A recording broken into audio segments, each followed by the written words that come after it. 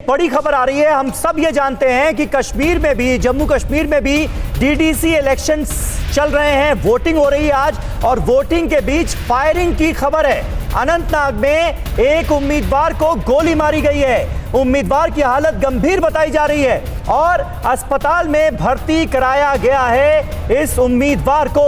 अनंतनाग से यह खबर है, यानी साउथ कश्मीर से यह खबर है, जो वैसे ही आतंकवाद प्रभावित क्षेत्र रहा है, और वहां से यह अपडेट आ रही है कि कश्मीर में वोटिंग के दौरान फायरिंग हुई है और अनंतनाग में एक उम्मीदवार को गोली मारी गई है। इरफान कुरैशी हमारे संवाददाता हमारे साथ जुड़ चुके हैं। इरफान, ताजा अपडेट दीजिए, हुआ क्या है, जरा बताएं। देखिए, संगम कोकरनाग का इलाका है अनंतनाग जिले में, जहां पर अनीसुल इस्लाम जम्मू कश्मीर अपनी पार्टी, जो कि पीडीपी के पूर्व नेता अल्ताफ बुखारी ने हाल ही में बनाई है, उसके नेता है और उनको गोली मारी गई है। जबकि डीडीसी के चुनाव लगातार कश्मीर में आज सुबह से चल रहे हैं। हालांकि पिछले कई दिनों से ये बताया जा रहा था कि डीडीसी चुनाव सफलपूर्ण हो रहे हैं और तमाम तैयारियां की गई है, लेकिन अभी तक फिलहाल अनीसुल इस्लाम पर गोलियों से उन पे हमला किया गया है। उन्हें तुरंत नजदीकी अस्पताल पहुंचाया गया है। पहला हमला मैं आपको बता दूं, डीडीसी पूरे चुनाव में पहला हमला है किसी कैंडिडेट पर, और कहीं ना कहीं फिलहाल इस पूरे इलाके को कॉर्डन ऑफ किया गया है। अफरा तफरी का माहौल है और कहीं ना कहीं पूरे इलाके में फिलहाल सुरक्षा बल कोशिश कर रहे हैं कि हमलावरों को दबोचा जाए। फिलहाल उन्हें अस्पताल पहुंचाया गया, वो गंभीर रूप से घायल है और इसमें मजीद जो जानकारी है वो पुलिस द्वारा कुछ देर बाद स्पष्ट की जा सकती है। अनीसुल इस्लाम ये उम्मीदवार का नाम है जिन्हें गोली मारी गई है।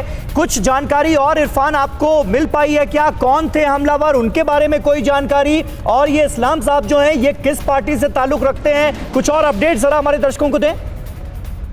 जिस तरह मैंने आपको कहा कि अनीसुल इस्लाम जम्मू कश्मीर अपनी पार्टी, जो कि अल्ताफ बुखारी पीडीपी के पूर्व नेता थे, उन्होंने पार्टी बनाई है और इस पार्टी में पीडीपी और नेशनल कॉन्फ्रेंस के कई दिग्गज नेता और कांग्रेस के शामिल हो चुके हैं और जम्मू कश्मीर में एक नई और बड़ी पार्टी उभर कर सामने आ रही है।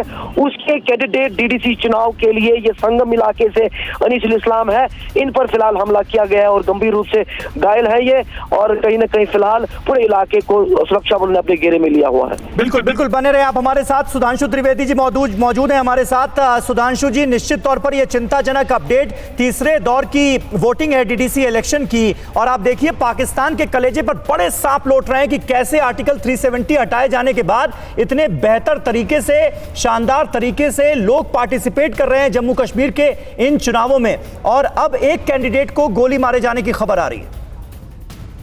देखिए, जिस प्रकार से धारा 370 हटने के बाद वहां आतंकवाद पे नियंत्रण हुआ, अलगाववादी शक्तियों के हौसले पस्त हुए, और आप याद करिए उससे पहले आतंकवादियों के जब जनाजे निकलते थे तो लाखों का हुजूम होता था। अब जो शहीद सिपाही हैं उनके जनाजे में लोग आते थे, तो निश्चित रूप से बदलाव देखकर सीमा पार से लोगों के कलेजे पे सांप लौट रहा होगा। और 2 चरणों की वोटिंग में शांतिपूर्ण ढंग से हुआ, कोई एक घटना नहीं हुई। तो मैं मानता हूं कि महज बौखलाहट और खिसियाहट में उन लोगों ने यह ज़ारयत करने की कोशिश की है, परंतु जम्मू कश्मीर के विकास और लोकतंत्र की विधिवत स्थापना की यह प्रक्रिया उससे प्रभावित नहीं होगी।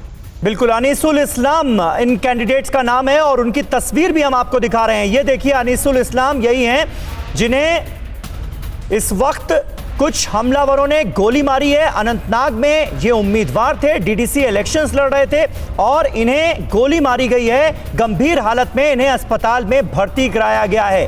फिक्र आपकी, सोमवार से शुक्रवार रात 9 बजे सिर्फ TV9 भारतवर्ष पर।